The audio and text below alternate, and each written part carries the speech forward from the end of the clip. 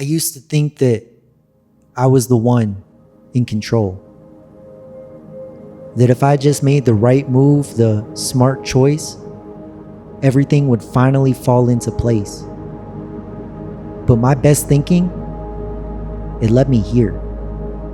To wreckage, to relapse, to burned bridges and broken promises. And every time I took the wheel, I drove my life into the same damn wall. You know they say, let go and let God. And for a long time, that felt like a cop-out to me. Like a weakness. But what if the real weakness is pretending I can do this alone? What does I made a decision actually mean? To me, it means no more half measures. It means I'm done trying to outthink my pain or negotiate my addiction. It means I'm finally willing to let something greater than me take the lead. Call it God, call it the universe, call it love, nature, energy, the group, the wind. I don't care what the name is. I just know it's not me. Because I've tried being God, and let me tell you something, I sucked at it. So now, I surrender. Not because I lost, but because I want to win something real. I want to win peace, direction, freedom, a life that isn't dictated by fear or shame or ego. I'm not fully there yet. Some days I'm still clenching the reins, thinking I know best. But little by little, I'm loosening my grip. I'm somewhere between skeptical but curious and taking steps forward. But even that shift, that's progress. Because today, I'm not asking myself if I can trust my higher power. I'm asking if I'm willing to try. And I am. Not because it's easy, but because my way hasn't worked.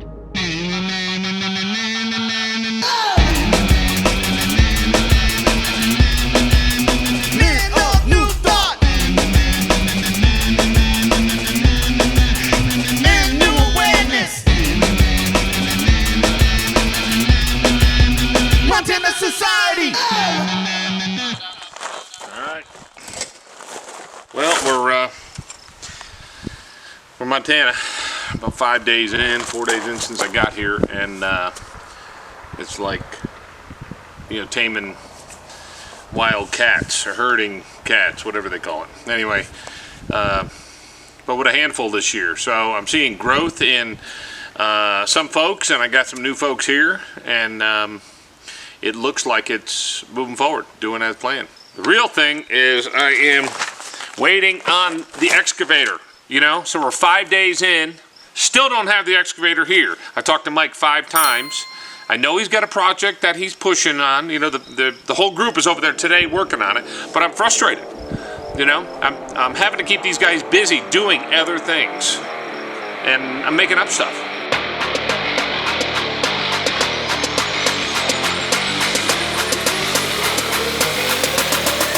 Perfect condition for a rehab.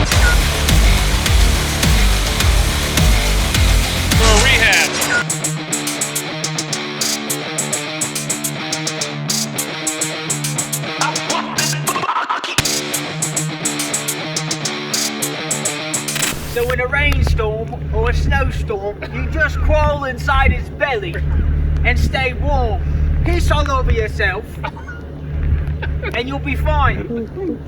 I'm Bear Grylls. How about some teeth? Want some teeth? Never ending. Seems like I'm always going to try to get this done. Like my grandfather used to say, "Get the hell out of here." When we got in here, this room was originally full of 5-gallon buckets, molasses, and all sorts of stuff. And so back here says oats, so we're good for oatmeal. Definitely love strawberries here. We don't know why, but lots of it. So we're gonna have to get those buckets out of here today. Yeah, a couple of watch out. That is the actual Like if you wanted to try to create botulism, just to test it, that's how you do it. See the foam on top? It's so rusted. 1986. Ravioli. So, I know Chef Boyardee is kind of tough, but I don't think he's that tough to hang in there. Really, why we're back here is Zeb is going to drill a hole in this wall so we can really identify how thick it is before we start cutting. And we went ahead and got the, what do you got there, Zeb? I have a DeWalt The DeWalt. drill. $7 for saying that. DeWalt is 14. DeWalt. And we've got a spot on the wall there. It's going to be approximately where the door is going to go. And that dot is about 10 to 12 feet underground from outside. It's going to be a stairwell. So we're cutting through this wall here, as you can see.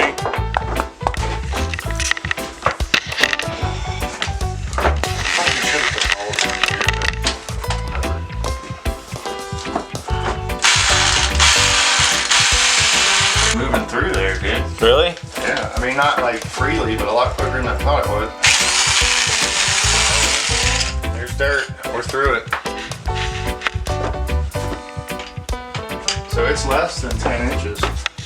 Alright, so we found the top of the bunker, and now we're trying to get the top of the decontamination chamber, or what they call the hallway, the little apartment. So he's going down to see where the two connect. This is where he's going to be. This is where he is right now on this turn. We just marked it with that pink lettering there, and that's what the steps are going to be. It looks like he's got the steps going inside, so maybe they're a little higher on the wall, so we wouldn't have to cut down so much, which is an interesting idea. So we're coming up to a platform and then up to the room. Very exciting. This is awesome. I've been waiting for this for a couple of years. Really just started writing this down on a napkin one day, and here it is. The architects got a hold of it, the engineers, and it's really happening now. Very cool.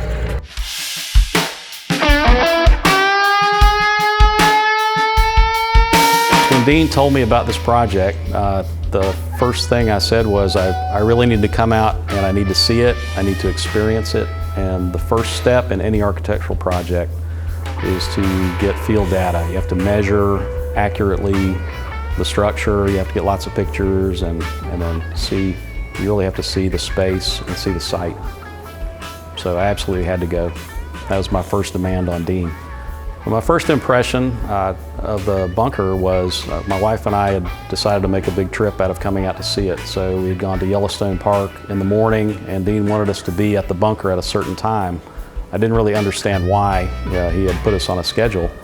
But as we rolled up there to the hillside, there was a 1950 Chevrolet pickup truck out front. And it turns out that he had a float in the parade and he wanted me to drive the truck. That's why we had to be there at a certain time. That's when I realized I was working with Dean Anderson. So you have to roll with his pace. There was a later addition that extended out of the hill, and that's your first interface with the bunker, is this little semicircular portal. And you go in, and it was a perfectly formed concrete half tube that had been added in the 1970s. There was a very long room, and it was really it draws you into the mountain as you walk through that space. And then we go to the top, which was the only really finished space in the original bunker, and it was just a huge kind of lozenge-shaped dome. And there was soft light that kind of played up around the surfaces of the dome, and there was one little hole at the end where you could see daylight, and that was the only other way to get in and out of the bunker. That was the other piece that stuck out into the air. And we climbed through that portal and stood on top, and the view was incredible. You could see the whole expanse of the Immigrant Mountains and the valley, the Yellowstone River Valley, and the farms below. And it was just amazing to me that, I felt like an ant coming out of the anthill. It was quite an experience.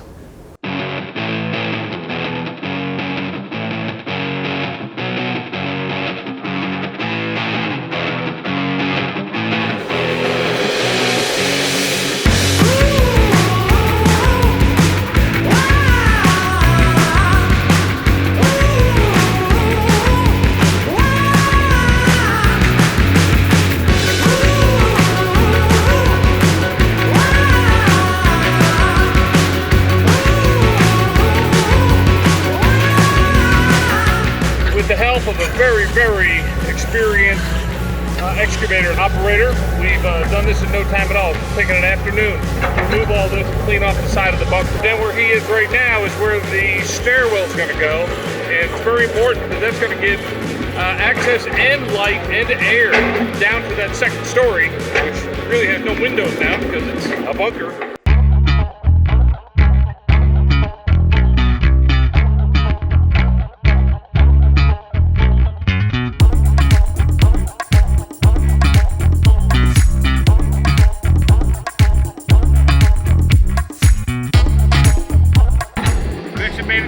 Every time that he hits, you can feel the whole thing shake. A little more than I thought, so this is kind of a good sign.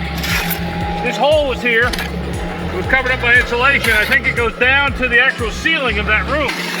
So, the hole looks like be about 5 to 6 inches thick, which is very good because I thought that the cement would have been thicker here. It's going to perhaps be easier to cut when we put the doors in. Interesting, they had a piece of PVC here, and you can see, I think this is actually the top of the sheetrock. I see a little piece of wood right there, down in that hole. So, first time we're actually ever breaking through.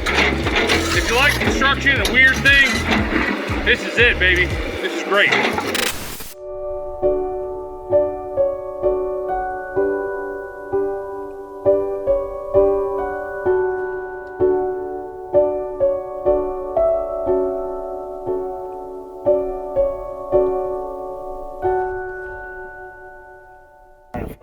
Over his shoulder on my blind side, and I just happened to see him out of the corner of my eye, and I picked the bucket up and I went over the top of his head like that. With a bucket load of dirt and that bucket curled. What was he doing? What was he doing? Stealing? No, he was out there working. I come out of the machine and told him, I said, don't ever do that.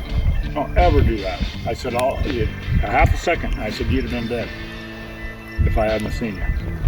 I said, I'd have peeled the top of your right off. I said, you stay the hell away from my machine while I'm running. Come near me. I got in trouble for that too. Really? Oh yeah. Can't talk to them people that way. I said, I just told her, I said it would have ended my career. I'd have been done. You know, you sit in one of the machines, you kill one person, you're done. I would never climb back in another one. Boy, would you look at this progress. The boys, in a short amount of time, have completed the outer foundational walls for the sunroom addition that'll be added to the top of the bunker. So anyway, we're drilling and drilling and drilling. We've run into a bit of a problem. The bottom of the dome is sitting on a big foundation. If you've ever seen one of the physics of the domes in Italy, how they're built, really the pressure comes down and out. So you have to build a very big, thick, round foundation to take that downward pressure and outward pressure. That foundation, and they built it correctly, that foundation at the bottom is huge. And as the dome approaches it, it gets wider at the bottom to give it kind of a platform. I assume some of the cement kind of came down. Anyway, we are currently having a little bit of an issue here that is steeper than we thought. Yeah, I'll just go with a glass door. Still, the light's gonna be there, but I'll just go with an 80-inch right here. I'll put that here, and then the platform will be that much higher outside.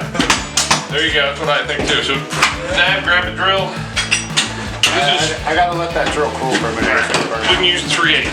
So let's try, let's double check my numbers, what am I thinking is.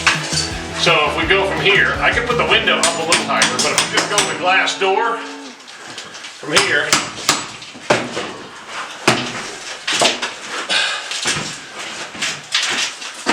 here.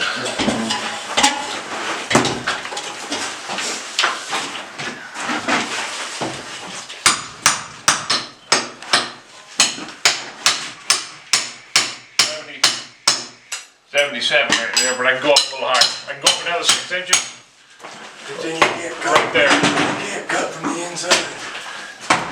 Yeah. So, what's the tallest? Can I get a 77-inch door? Or do an 80-inch door? 80 inches is about the limit. So, Reid, we're back in the bunker. Yes, we are. How excited are you about being back in the bunker? Well, a little bit of it is forced excitement. You know, it's, I don't like to be taken out of my routine. I get all my stuff and my little idiosyncrasies of my hobbies and stuff going, get it all set up, get projects going. Then I gotta pack it all up and leave. But, you know, I look at it as, when I say forced excitement, I look at the bright side. It's a way to get out of the routine. It's a way to change. It's a way to get a little hardship in my life, to appreciate normal life. But yeah, a lot of cool things happen up here. You know, a lot of great recovery. You know, a lot of cool stuff like last year, the horseback rides, rodeo. That's all really exciting stuff that I would never get to do at home. So sure, there's a lot of exciting things to look forward to out here. Montana Society!